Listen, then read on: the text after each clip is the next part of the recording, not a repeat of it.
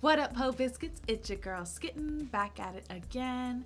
And yes, this video has been a long time coming. I will admit that I definitely lost this series. Like, I don't know what happened. I was like doing it pretty regularly and I just somehow forgot about it in the midst of everything else that was going on in life. But we are back to watch extra credits, extra history, the 1918 flu pandemic. I started watching it because it just seemed so wild to me that it related so well to our current situation. And then I got up to the 4th episode. I watched 4 of them, and then I just completely forgot about 5 and 6. I don't know how it happened, and I'm so sorry to those of you guys who've been waiting for it. But I'm back now. The prodigal YouTuber has returned, and I'm ready. I'm excited to see basically, I'm excited to see if we're still just as dumb as we were 100 years ago. Because for the first 4 videos, the answer to that question was yes. Yes. We are. So I just want to see like how this goes. Auntie who's in, hope you guys are doing well. Hope you guys are staying safe and sanitized. And without further ado, let's go ahead and get started. USS Leviathan. Splash. A body hits the water. Days earlier, armed military police had herded troops onto the Leviathan, sealing them in watertight compartments. It was quarantine of a sort. If one trooper had the flu, it would only affect the bunkmates sealed in with him. It spread anyway. There is no more room in the sick bay, the mess hall, or any of the other makeshift hospitals. Patients lie on deck in the sun and wind, and bodies only have one place to go. Let the bodies hit the floor. Let the bodies hit the floor. Let the bodies hit the floor. Okay, sorry. Inappropriate. Might be. At the rail, a chaplain mutters a prayer. Splash. Another man disappears into the Atlantic. Sorry, the splash also reminded me of fucking Ugly God. I'm so sorry. I am such an ugly person on the inside. Splash. In 6 weeks, the war will be over. Oh, God. Splash.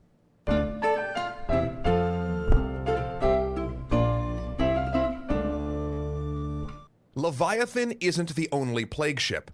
There are many like it. The New Zealand transports HMS Tahiti and Mantua deliver the silent visitor to Africa. Fuck Infected you guys. ships pass the flu to dock workers each time they stop to take on coal. Guys. From there, it rides the rail lines into the interior, then spreads to the countryside on bicycles, horseback, or by car. Each of the 3 waves of the virus, the mild first wave, the deadly second wave, and the less lethal third wave, radiate across the globe. It storms every continent, sparing only Antarctica. Duh. Tracking the disease from the Surgeon General's office in Washington, D.C., Welch's friend and replacement, Victor Vaughn, expresses alarm at the flu's progress. If this epidemic continues at its mathematical rate of acceleration, he writes, civilization could easily disappear from the face of the earth within a matter of a few more weeks. Oof. He looks at his map. That's pretty bleak. Kimberley, South Africa. When people speak about the flu, they'll always remember the sound of hooves and wagon wheels. It's the sound of the collection wagons, heavy with corpses. Jesus. The people of Kimberley knew it was coming. Railway workers tracked its progress inland on the rail line. It advanced 1,000 miles within a week. Whew. Kimberley is a diamond mining city, the largest in South Africa, and people here live and work in close quarters. Migrant laborers sleep in crammed concrete bunkhouses famous for spreading sickness. People begin to fear each other. When someone sniffles in a shop, people turn away, veins turning... Y'all, if this ain't us in 2020, bro, there's nothing new under the sun. I am convinced at this point, history is just an endless cycle. Bro, like, if you sneeze or cough in public, people will give you the dirtiest fucking look. And I'm just like, nigga, I got allergies. I don't know what to tell you. Like, I'm sorry. But actually the other day I literally didn't go to the gym because I could not get my nose to, like, my nose was super congested, and then I couldn't get it to stop running. And I was like, I can't go into the gym like this. I look like I'm sick. Like, I know that I'm just allergic because at the time I had eyelash extensions, and apparently my body doesn't like eyelash extensions. But, like, I know I'm having an allergy attack, but what it looks like is I'm just trying to spread my snot and sickness everywhere. It's disgusting. So I just had to, like, sit in the car because Chavez and I had driven across town to work out at our friend's gym instead of our regular gym. And it was just like, okay, sure, that's fine.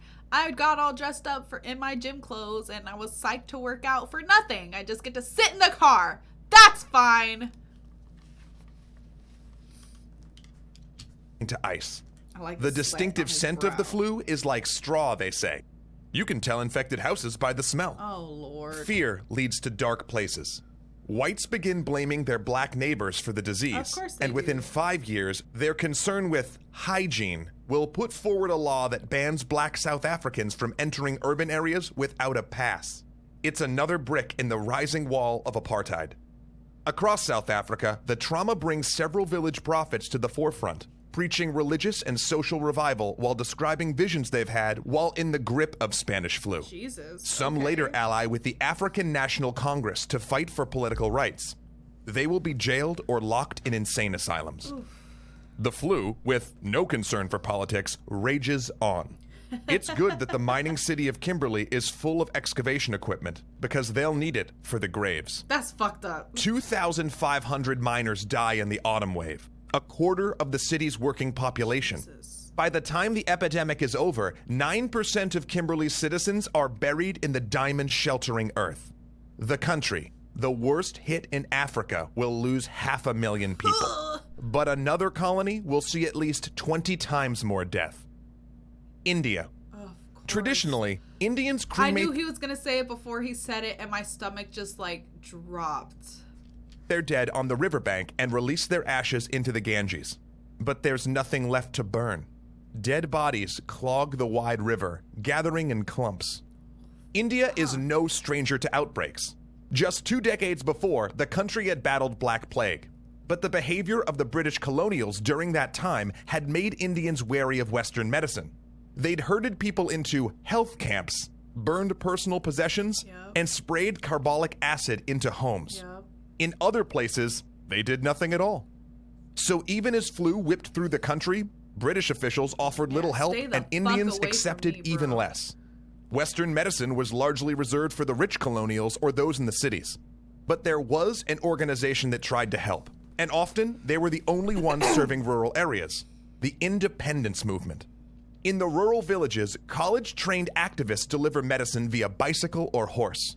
Much of it is indigenous folk medicine that just managed symptoms, but given that every Western institute, from Rockefeller to Pasteur in Paris to Koch in Germany, had failed to produce a cure, it was no worse treatment than the ill-received in the US or Britain. The message was clear. Articles in the Indian press denounced colonial neglect, saying British authorities cared little for Indians, and in their hour of need, the only ones who stepped up were the revolutionaries. They had the grassroots support they'd struggled so long to secure. And so, India took another step closer to revolution. Its independence movement gaining legitimacy even as one of its most predominant leaders, Mahatma Gandhi, was out of action. The virus nearly killed him. According to recent estimates, between 14 and 20 million Indians... I sighed when they said Gandhi because he did, like, great things for India, and he was also a raging racist, and it's just super unfortunate. ...died from the flu, the most from any single nation. And yet the flu killed on, affecting each country in its own way. Japan called it Sumo Disease, since the first outbreak exploded after a public wrestling match. Of course. There, the wearing of face masks became so ingrained that it remains a practice today. Absolutely. It possibly killed 4 million on the island of Java alone. Oof. It raged through Russia and Mexico, both of which were in the flames of civil war. By 1919, it had penetrated even the most... And of course, war is only going to serve to exacerbate all of these issues because you have all of these soldiers in close quarters and oh my God. Isolated regions. The Wood River, Alaska. Coast Guardsmen step onto the riverbank, calling out to the Yupik village. No one answers. They're in one of the most remote places on Earth. Here, It's not unusual to meet people who still think Alaska is part of the Russian Empire, ruled by the Tsar. Now, there is no Russian Empire, much less a Tsar. And though news of the revolution hadn't made it, the flu had. They've heard reports of devastation at the inland villages. The disease strikes native populations especially hard. The guardsmen are here with a doctor to offer medical aid and assess the impact. But the village seems deserted. Their ensign hears something moving. Ain't none of y'all in here wearing masks. Again. Put a damn mask on. I'm bringing the cure. You're bringing disease. Put the fucking mask on. In one of the earth houses and opens the door to investigate. He slams it and backs away, calling for a rifle. He then smashes in a window and fires into the house again and again and again. He only stops when everything inside no longer moves. Then they douse the village with kerosene and burn it to the ground. What the fuck? For the rest of his life, he will never forget what he saw. 3 enormous sled dogs, starving and feral, fighting over the bones of a dead family.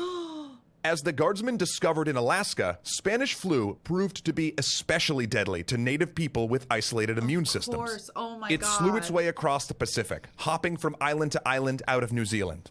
In Fiji, 5% of the population dead. Jesus. In Tonga, 10%. In Vanuatu, it killed 90% of people in some villages, wiping out 20 unique languages. Oh my God. And then it reached Samoa. Pago Pago, American Samoa. Commander John Poyer, the naval governor of American Samoa, liked to follow radio reports on the wire. It gave him news from the war, from home. He could keep his finger on things. Suddenly, one item stuck out to him: Spanish flu in New Zealand. He'd been governor of American Samoa for about 4 years and knew Western diseases posed special danger to Pacific Islanders. And with New Zealand having taken neighboring Western Samoa from the Germans, there was probably ship traffic passing between Auckland and Western Samoa's port of Apia. Poyer radioed his sister territory. So unfortunate. Why, yes, they said. There had been a ship from New Zealand. Oh, no. And yeah, there was some local disease flaring up. Why? Poyer sent an order to the docks. Close the port. No matter who comes, deny them the right to land. Yeah, y'all Dock gotta them at the know. far end of the pier and move anyone ill to Navy quarantine vessels. Work with the villages to form shore patrols and catch those who try to sneak in. He radios a warning to his counterpart in Western Samoa and offers quarantine and hospital ships if needed. The governor of Western Samoa, offended by the aid offer, hangs up. Oh my God. 1 week later, a mail ship arrives from Western Samoa. A U.S. Navy vessel intercepts it. They can't land, the captain says, nor will Samoa or any American mail ship in its port except outside letters. Yep. They must return to Apia. Furious, the governor of Western Samoa cuts radio contact entirely, freezing diplomatic relations. By then, people in Western Samoa are beginning to die sitting up in their homes. Oh my God. Fields go fallow as entire families are unable to walk. There will be famine next year. A whole generation of village elders gets snuffed out. 22% of Western Samoa would die of Spanish flu, So including a sad. third of the male population. American Samoa continued its quarantine until 1920, until the last reports of Spanish flu subsided. It would be the only place on Earth that registered no flu deaths. The fever was beginning to break. Ooh. Thank God. I was so stressed. But stuff like that is why it is like so irresponsible for people to be traveling with everything that's going on. You know, I'll give it to people, you know, like staying in your house all the time is absolutely 100% miserable, you know, and I do think it is unreasonable to expect, not unreasonable to hope for, but unreasonable to expect that everybody's going to stay in their house all the time. You know, but just traveling to different countries and stuff like, it's just stop it. Don't do that. You know, like all of the people who, oh God, I can't remember how many it was. I saw a number, but there were so many people, like when Hawaii opened their ports, that went to Hawaii. What are you doing? What are you doing? Stay home. you know what I mean? It's just, it's a lot. I have a lot of feelings.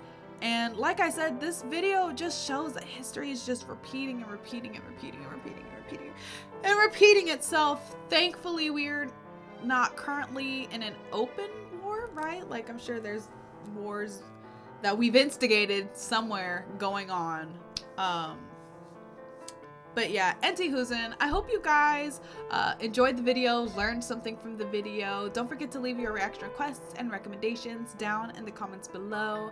And other than that, peace out, ho biscuits. It's Skittenlit.